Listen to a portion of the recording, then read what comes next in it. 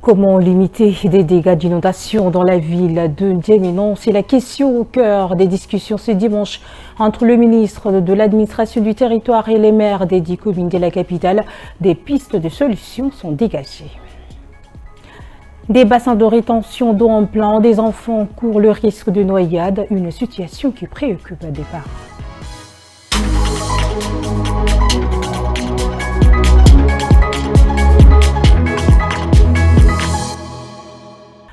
Bon après-midi à tous. Le ministre de l'Administration du territoire national a échangé ce dimanche 25 août avec les maires des 10 arrondissements de la capitale sur des stratégies et initiatives à entreprendre afin de limiter les dégâts d'inondation dans leur circonscription. Au sortir de la réunion, des instructions fermes ont été données. Manuel. Les échanges étaient axés essentiellement sur 2 points. Rassurer la population de N'Djamena par rapport aux inondations dont la ville fait face. À ce titre, le maire de la ville de N'Djamena a relevé qu'il n'y a pas des inquiétudes majeures, contrairement à ce qui se dit sur les réseaux sociaux. Le comité technique, le Haut Comité national de gestion des inondations et les communes disent être à pied d'œuvre pour faire face à ces inondations. Moi, je voudrais rassurer la population qu'il n'y a pas à s'inquiéter.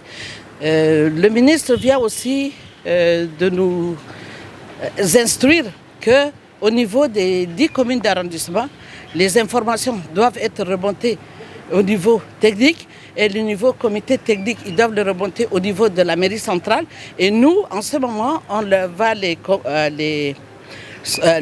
transmettre au niveau national, comité national. Ces inondations ont affecté plus de 9 000, soit plus de 58 000 personnes dans 83 quartiers de la capitale, selon le rapport de l'Organisation internationale pour les migrations. Une délégation de l'ONAPE conduite par le ministre de la fonction publique et de concertation sociale Abdoulaye Mbodombami séjourne dans la province du Lek. Objectif, soutenir et insérer dans la vie active les repentis des Boko Haram avec divers équipements et moyens financiers. Ces kits fournis aux repentis de la secte Boko Haram visent à faciliter leur réinsertion dans la vie active. Selon le directeur de l'ONAPE, l'objectif est d'aider ceux qui ont choisi de se détourner de la violence et de la radicalisation à s'intégrer pacifiquement dans la société. Ces hommes et ces femmes qui ont connu les sombres chemins du terrorisme choisissent désormais la voie de la paix, du dialogue et de la réinsertion comme voulu par la plus haute autorité du pays, le président de la République, chef d'État, Mohamed Idriss Déby. Le choix de regagner les terroirs n'est pas seulement un acte individuel, mais c'est un acte de bravoure qui mérite notre respect et notre soutien. Les bénéficiaires de ces kits de pêche, de couture, de maraîchage et d'élevage bénéficieront également de formations pour renforcer leur insertion socio-professionnelle. De N'Djamena, rendons-nous à Sarre. Les pluies qui s'abattent ces derniers jours dans la province du Mont-Inchar et occasionnant la montée des eaux du fleuve Barco ont provoqué des inondations dans les différents cantons environnants. Plusieurs champs et villages sont détruits, une situation qui met les cultivateurs dans le désarroi. Farel Brian Dakula a sillonné quelques localités affectées. Son reportage rendu par Guillaume Cynthia. C'est une situation dévastatrice. Cimetières dans l'eau, des champs engloutis, les dégâts sont énormes. Depuis la montée des eaux du fleuve Barco, la ville est secouée. Et dans le canton Moussafoyo, ce sont 2305 hectares de cultures vivrières, 1003 hectares sont dans l'eau et 22 villages inondés. En 20 ans de règne, le chef de canton de Balimba n'a jamais vécu cette situation pareille. L'inondation de cette année, ce n'est pas comme les autres inondations passées. Les autres inondations, les plantes sont dans l'eau. Mais cette année, les plantes sont sous l'eau. Donc c'est un peu différent. Le cimetière de Kemkian, de Doyaba, de Kaktara, tout est inondé. Et maintenant, vous voyez comment les gens... il y a des gens qui n'arrivent même pas à damer normalement les tombes là. Moi, je connais très bien que c'est un peu sérieux. Il faut que les gens commencent dès maintenant à donner des produits pour les traitements, ça peut nous arranger, mais sinon là, la famine est là et la maladie aussi est là. Donc c'est un peu sérieux.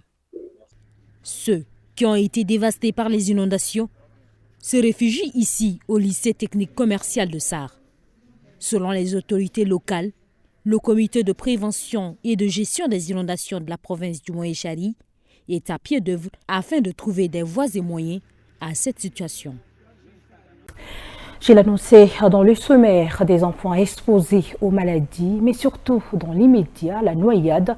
Eh bien, avec les inondations dans la ville de N'Djamena, ces enfants se baignent constamment dans ces eaux stagnantes. Et pour éviter les cas de noyade, les parents surveillent leur progéniture de près. Guéné Moussa et Mbaïla Soma Emmanuel. Ces enfants font de ce bassin de rétention leur heure de jeu. Exposés aux maladies et à la noyade, ils sont dans ces eaux chaque jour et ce, depuis le début des inondations à la suite des pluies diluviennes. Pour éviter les cas de noyade, certains parents préfèrent surveiller leurs enfants de près. Nous, on s'est sectorisé ici en zone 1, zone 2. Et dans nos zones-là, on est obligé de prendre un responsable dans chaque concession. On met quelqu'un pour pouvoir protéger les enfants, de peur qu'ils vont aller dans l'eau et puis cas de noyade et puis l'eau est sale et tout ça. Donc pour éviter à tout ça là, on est obligé de prendre un responsable pour les préserver. Mais au cas où il y a l'électricité, comme j'avais dit, on est obligé de les mettre dedans. On les anime un peu avec les dessins animés et autres là, juste pour chercher les moyens à les préserver. En chaque saison de pluie, les bassins de rétention sont remplis et peuvent mener à des conséquences tragiques pour ceux qui vivent aux alentours.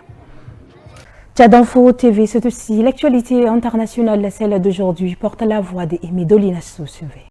Des frappes de drones meurtrières ont eu lieu ce dimanche à Tinzaouatene, une localité malienne située à la frontière avec l'Algérie. Pour l'armée du Mali, ces frappes ciblaient des terroristes, alors que pour les rebelles maliens du cadre stratégique et permanent, ce sont les civils qui ont fait les frais de ces attaques. Dans un communiqué, les rebelles maliens du cadre stratégique et permanent affirment l'armée malienne et ses alliés combattants du groupe russe Wagner ont mené ce dimanche des frappes à l'aide des drones à Tinzaouatene, non loin de la frontière algérienne, dans le nord du Mali. Les appareils ont ciblé dans un premier temps une pharmacie, puis des populations locales sans armes. Il y aurait 21 civils tués, dont 11 enfants, précise le même communiqué. Des images déchirantes présentées comme celles des victimes civiles circulent sur les réseaux sociaux. Au Burkina Faso, la commune de Barça-Logo, située dans la région du centre-nord à 45 km au nord de la ville de Kaya, a été la cible d'une attaque par les groupes armés terroristes ce samedi 24 août.